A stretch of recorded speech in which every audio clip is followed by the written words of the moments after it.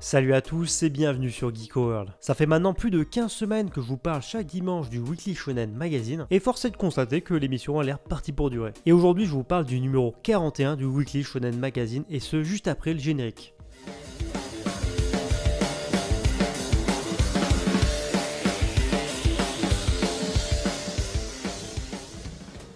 Avant d'aller plus loin, je tiens vraiment à rappeler l'importance de lâcher un like sous la vidéo. Dans un premier temps, ça montre à quel point vous aimez le contenu et ça fait vraiment plaisir. Et ça contribue à la chaîne de se développer, donc un grand merci à vous. Et si vous êtes nouveau sur la chaîne, je ne peux que vous recommander de vous abonner à la chaîne. C'est totalement gratuit et comme ça vous pourrez suivre toute l'actualité manga que je présente sur la chaîne. Bref, merci à vous et maintenant passons à la review. Le manga mis en avant cette semaine dans le magazine, c'est la nouvelle série Kemono no Rokuban, Beast No. 6 en version internationale, même si traduit mot à mot du japonais ça donne pas ça, mais bon bref, passons. Et le manga fait donc ses grands débuts dans le Weekly Shonen Magazine cette semaine. Et le manga est signé Koei Nagahashi à qui on doit par exemple le manga Make Me Up. Et concernant l'intrigue du manga, il n'y a pas beaucoup d'informations qui ont fuité, mais apparemment on suivra les aventures d'un héros sombre. En tout cas, il n'y a pas à dire que ça soit la colorisation ou le car design, c'est très plaisant. Et concernant les pages couleurs, le lead color page revient donc au nouveau manga du magazine Kemono no Rokuban, qui profite d'un chapitre assez conséquent parce qu'il fait plus de 65 pages, ainsi qu'une page couleur tout aussi magnifique qu'intrigante. Et on souhaite bonne chance à cette nouvelle série. Shangri-La Frontier s'offre également une page couleur de luxe qui lui permet de briller auprès des lecteurs cette semaine. Et enfin on termine notre tour d'horizon des pages couleurs du magazine avec Tokyo Babble, lui aussi très visible dans le magazine cette semaine. Maintenant sans plus tarder passons au classement de la semaine qui a eu un chamboulement assez important. En dernière position à la 22e place, le maudit To Your Eternity reste bloqué dans la spirale infernale du trio de fin. Place difficile mais logique pour Beyond Good and Evil. Et concernant le manga Tokyo Revengers, le roi s'effondre dans le trio de fin. Mais cette défaite lors de la bataille de cette semaine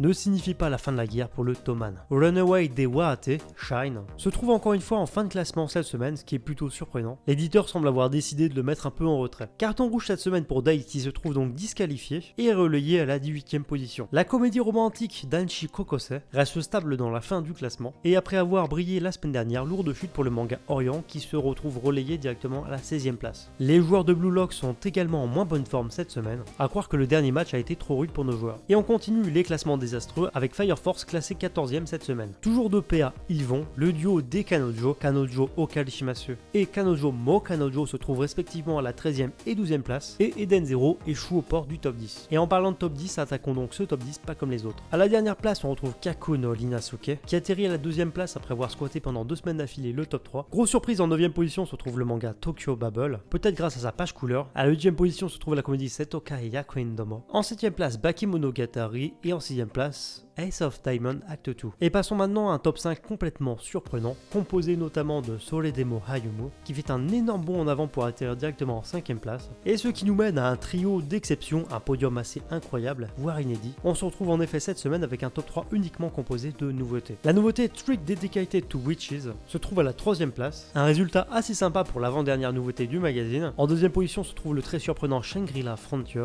et forcément vous l'avez deviné parce qu'il a eu le droit au lead color, mais cette semaine Kemono no Rokuban s'offre donc la première position, de quoi lui offrir un maximum de visibilité. Et pour les absents, Airu no Sola est toujours dans son hiatus. Au prochain numéro, donc on sera au numéro 42 du Weekly Shonen Magazine, le lead color reviendra à Kaku no Rinasuke, et forcément la couverture du Weekly Shonen Magazine en version numérique également, et les mangas Trick Dedicated to Witches, ainsi que Blue Lock, bénéficieront de pages couleurs, et à noter que Blue Lock bénéficiera d'un chapitre un peu plus volumineux que d'habitude avec 24 pages. Et avant de finir l'émission, passons maintenant à la partie vente, pour la période du 31 août au 6 septembre 2020. Et malheureusement cette semaine aucun manga issu du Weekly Shonen Magazine se tient dans le top Oricon. Faudra donc se contenter du classement Shoseki uniquement. Et sans surprise, à la dernière position du classement se trouve Fire Force qui perd peu à peu du terrain au fil des semaines. Le manga cumule d'ores et déjà 157 000 exemplaires. Shine arrive à se maintenir cette semaine encore dans le top 200 avec la 163e place. Grâce à ses plus de 5000 tomes écoulés sur la période, cumulant quasi bientôt 50 000 exemplaires, le manga s'en sort bien mieux que Eden Zero qui est déjà sorti du top 200. Les semaines passent et pourtant les performances de Kuko's fiancé sont toujours aussi bluffantes. Alors que les autres mangas en termes de vente perdent du terrain au fil des jours, Kaku no Rinasuke se paye quant à lui le luxe de bénéficier d'une tendance inverse et continue à améliorer ses classements semaine après semaine, passant par exemple de la 188e position la semaine dernière à la 130e place cette semaine, avec plus de 6000 tomes vendus sur cette période et cumulant presque 120 000 exemplaires écoulés. À la 91e place se trouve Bakemonogatari et son tome 10, qui a enfin dépassé les 80 000 exemplaires écoulés. Classé 80 au classement Shoseki, Days et son 39e tome nous sort des performances acceptables, avec plus de 10 000 exemplaires écoulés sur la période et se rapprochant peu à peu des 90 000 exemplaires vendus. Les ventes du 10e tome de Blue Lock restent très stables. Le dernier opus du manga arrive même à passer devant Days, avec plus de 11 600 tomes vendus sur la période, ce qui fait de lui le deuxième manga le mieux vendu issu du magazine cette semaine. Et enfin, malgré sa position haute dans le classement, les ventes réduisent semaine après semaine pour le manga Kanojo Okarishimasu. La barre des 150 000 exemplaires vendus semble encore très loin maintenant. Et voilà concernant le point hebdomadaire sur les ventes. Comme d'habitude, si vous voulez en savoir plus sur les mangas hors du top 200, par exemple sur les chiffres d'Eden Zero, etc.,